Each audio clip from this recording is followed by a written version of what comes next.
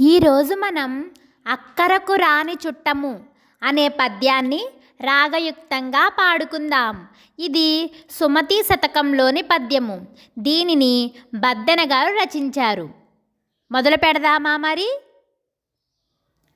అక్కరకు రాని చుట్టము మ్రొక్కిన వరమీని వేల్పు మోహరమున దానెక్కిన బారని గుర్రము గ్రక్కున విడువంగ వలయు గదరా సుమతి.